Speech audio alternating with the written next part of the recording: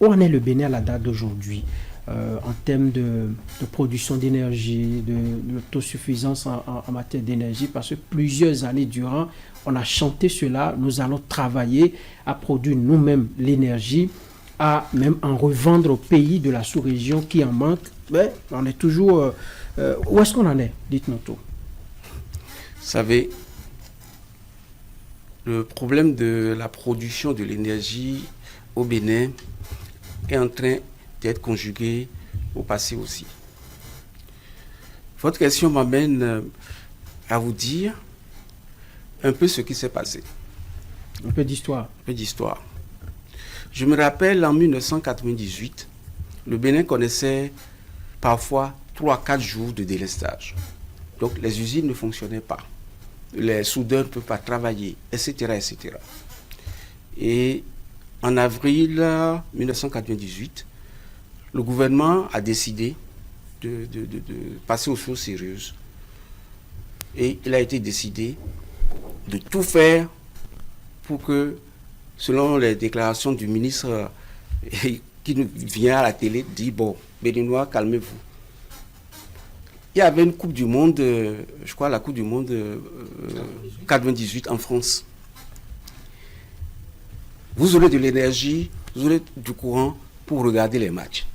C'est-à-dire, ce ministre ne vient pas nous parler vous aurez de l'énergie pour tourner vos usines, que le soudeur puisse travailler. Non, c'est pour regarder les matchs. Qui vient gaillardement à la télé, nous avançons ça. Ah, de toute façon, nous étions contents au moins d'apprendre qu'on a... Bon, donc on se disait qu'on a des chances d'avoir le courant de toute façon. Et ils ont décaissé 4 milliards pour aller acheter 16 groupes électrogènes de 500 kVA. Ils ont distribué un groupe par quartier, par arrondissement dans Cotonou. Les 3 étaient réservés pour soutenir les pompages d'eau, etc. Et qu'est-ce qu'on apprend? En fait, les 16 groupes électrogènes achetés étaient de vieux groupes repeints. Comment vous l'avez su? Mais lorsque les groupes ne fonctionnaient pas, ou ça ne commençait pas à griller les équipements dans les maisons, nous avons commencé, le peuple a commencé par à crier. Et il y a un expert, c'était l'expert Chanvoydou, qui a été commis pour aller vérifier les groupes et qui a déclaré donc, que c'était des groupes usagers repeints. On a dû recourir par la suite à des locations de groupes auprès de Agrico. Vous devez vous souvenir de ça. Voilà des situations douloureuses et on a du mal à en parler. En 2007, qu'est-ce qui s'est passé? On est dans un autre régime. On est dans un autre régime. Le changement. Il y a eu ce qu'on a appelé le Forum économique Bénin-Nigeria. Et au cours des préparatifs, des accords ont été conclus. Et je crois le 13 février, oui c'était ça, le 13 février 2007, on a pu mettre en place une interconnexion entre la CEB et la NEPA, qui est devenue TCN. On a fait l'inauguration, les 4 chefs d'État étaient là, à Sakété. Donc le courant produit par le Nigeria peut aller facilement vers le Ghana et vice-versa, en passant par le Bénin et le Togo. C'était très bien. Et au cours de cet accord, le président Yahi Boni, qui était très proche du président nigérien Obasanjo, a pu conclure un accord qui permettait donc au Nigeria de fournir autour de 80 MW d'énergie au Bénin. À l'époque, on avait le besoin en énergie était un peu moins de 200 mégas. Donc le fait il y avait la centrale d'Apapa qui fournissait autour de 16 mégas. En temps, il y a une partie de grillé, ça ne pouvait fournir que 4 mégas. Et le reste, selon le niveau d'eau au Ghana, à Akosombo, on en recevait. En temps, il y a eu la construction donc, du barrage de Nangbeto, qui produisait autour de 20 mégawatts. Et on se partageait entre le Togo et le Bénin. Bref, les 80 mégawatts que nous recevions du Nigeria, c'était un boom au cœur. Et on avait commencé par sentir qu'il y avait de moins en moins de délestage. Il se trouve que le président Obasanjo est parti. Il a été remplacé par Yar'Adua. Yahibouni n'avait pas les mêmes relations avec ce nouveau président qui, du jour au lendemain, décide de couper le courant au Bénin. Parce que le Nigeria a ses propres problèmes d'énergie. Et c'est comme ça que de 80 mégawatts, d'abord on s'est retrouvé en une nuit. On s'est retrouvé à 40 et quelques jours plus tard à 0. Panique générale. Le président Yahibouni décide de dire, bon, il faut penser à notre indépendance en matière d'énergie. Très belle décision. C'est ça l'histoire de Maria Gleta. On a acheté des turbines, enfin, théoriquement. C'était des LM 1500. Pourquoi théoriquement? Je vais m'expliquer. C'était des LM 1500 de General Electric. Et pour combler donc le besoin des 80 mégas, nous avons acheté 8 turbines de 10 mégawatts. Donc, ce modèle de les LM 1500, ça a été fabriqué en 1960. Et c'est ça que nous sommes partis acheter en 2009. Et, chemin faisant, la production, le coût de production de l'électricité avec cette turbine-là, c'était de l'ordre de 280 francs. Production. Ça veut dire que à la consommation, on ne pouvait acheter ça, on ne pouvait pas acheter ça à moins de 350 francs, alors que à l'époque, le prix du kilowattheure pour le consommateur final était de l'ordre de 105 francs. Chemin faisant, on a découvert qu'en réalité, ce que nous avons acheté, ce n'était même pas les LM 1500. Ce que nous avons acheté, c'était plutôt des moteurs de vieux avions qui ont fait la guerre en 1940. Mais ça vous arrache également le sourire. Comment vous avez su tout cela? Laissez-moi finir. Oui. Donc, c'est plutôt des moteurs, je crois, ils appellent ça des J18, je crois, qu'ils ont mis dans les LM 1500 pour faire croire que c'était des LM 1500. Sachant que les LM 1500 étaient déjà très mauvais. Et nous les avons acquis à 40... ça tournait à faire de Maria Gleta, de Yahibouni, c'était autour de 45 milliards. Or, vous devez vous demander, mais ça coûtait combien en réalité les LM 1500? Je ne parle même pas du trucage. Le prix réel d'abord. Le prix réel d'abord. C'est de l'ordre de $1 million.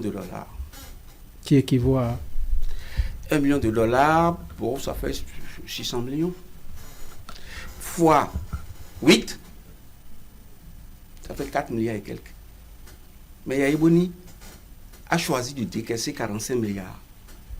Et pour vous édifier, au moment où on parlait de LM 1500 de General Electric, il existait déjà des modèles modernes. Exemple, les LM 6000. Les LM 6000, ça a été créé en 1995. Et une seule turbine pouvait fournir autour de 43 mégas d'énergie. Donc, il suffit d'en prendre 2 et le problème de 80 mégas est réglé. Qui était l'objectif recherché? C'était l'objectif recherché. Mais il se trouve que nous avons, malgré l'existence d'un modèle plus récent, plus efficace, nous avons préféré les vieux modèles. Et même si on devait acheter les LM 6000 de General Electric, le coût en CFA total, ça avoisinait les 7 milliards. Ça veut dire que Même si on avait acheté des modèles plus robustes, plus récents, on doit dépenser moins de 10 milliards. Mais le Bénin a décidé de se décaisser, de soulager le trésor public de 45 milliards. À ce niveau, le problème est à quel niveau? C'est la société à qui on a confié le marché? C'est l'État qui n'a pas su veiller au choix? Qu'est-ce qui n'a pas marché? Qui est coupable, qui est responsable de tout ça? Vous savez, est-ce que vous vous rappelez que du temps de Yahi Boni, en 10 ans, il a remplacé il a fait à peu près 155 ministres en 10 ans. Au moment où l'actuel président... Vous les avez tous comptés? Il faut compter vous-même. 100? Oui, bien compté. 155 ministres. Oui. Et alors qu'en 10 ans, enfin en 9 ans, celui-ci est à peine à, je crois, tout confondu, il est à moins de 30. Vous savez. Donc c'est une question d'option. Vous savez, lorsqu'un ministre de l'énergie arrive, sa première préoccupation, Maria Glitala, quelle est ma part? Il prend sa part. Personne ne s'est préoccupé de la qualité. Résultat, Maria Glita a fonctionné pendant 5 ans, de 2009 à 2014, ça a été fermé. Vous savez combien de jours ça a réellement tourné? 20 jours. Si il y a eu, vous m'avez posé la question tout à l'heure à propos des groupes, des 16 groupes, je vous ai dit le nom de l'expert. Maria Glita 1 là, c'est encore là. Hein. C'est encore là. Donc, mais sauf que ce n'est pas utilisé. C'est pas utilisé. C'est pas que c'est pas utilisé. C'est Yahi Boni même qui a dû fermer ça en 2014. Parce que impossible de l'exploiter. Et c'est à l'arrivée du président Talon qu'il a décidé de régler le problème autrement. En faisant l'acquisition de nouveaux équipements modernes. Aujourd'hui, le besoin en énergie de notre pays a évolué. Nous sommes à peu près, nous avons un besoin énergétique de l'ordre de 350 MW. Et rien que Maria Glita fournit autour de 127 MW. Version Patrice Talon. Oui, bien sûr. Ah non, l'autre, c'est fermé. Maria Glita de version Yahi, c'est enterré déjà. C'est pièce de musée. Donc, de nouveaux équipements modernes que nous avons réussi Ici, quelles sont les options choisies pour Maria Glita version Patrice Talon? Les équipements, les caractéristiques, les coûts aussi. On veut les savoir. Bon. Et faire une comparaison. Bon, vous pouvez faire une comparaison. Ça ne me gêne pas. Je vous ai dit tout à l'heure que le besoin, le Maria Glita actuel, ça fournit autour de 127 MW. Si on devrait, pour faire la comparaison, c'est très simple. Je dis, Maria Glita, Yahi, ça a coûté 45 milliards en 2009. Si on demandait à Yahi Boni, en tout cas son gouvernement, de nous fabriquer Maria Glita capable de fournir 127 mégas, ça aurait coûté combien? Si on fait une petite règle de 3, ça veut dire que avec le taux d'inflation, disons, entre 2009 et 2016, ça tourne autour de 1,51. Bon. Donc, pour fournir 127 MW, si on fait la règle de 3, je crois que ça tournerait autour de 85 millions, de tête comme ça. Eh bien, attention, on doit dépenser 85 milliards, on doit dépenser 85 milliards pour 0 méga de production, c'est clair. Bon. Les versions Talon, nous produisons aujourd'hui les 127 mégas et à coût normal. Il y a différents tarifs, mais le prix de vente au consommateur actuel, si mes souvenirs sont bons, c'est autour de 120 francs, quelque chose du genre. Ou même moins, je crois. C'est déjà mieux que 350. Et ça, c'est avec... Il y a eu l'inflation aujourd'hui, puisque on était, avec la CEB et qu'on sort, on était à 105 francs. Aujourd'hui, c'est normal que le prix du courant doit être un peu plus élevé. Même si on restait au stade de CEB. Et ça a coûté à l'État béninois autour de 70 milliards. 70 milliards, mais qui produisent du courant. Donc, Maria-Agneta 2, donc de Talon, a déjà autour de plus de 43 000 heures de fonctionnement. Donc ça n'a rien à voir avec les 20 jours de Souya Iboni.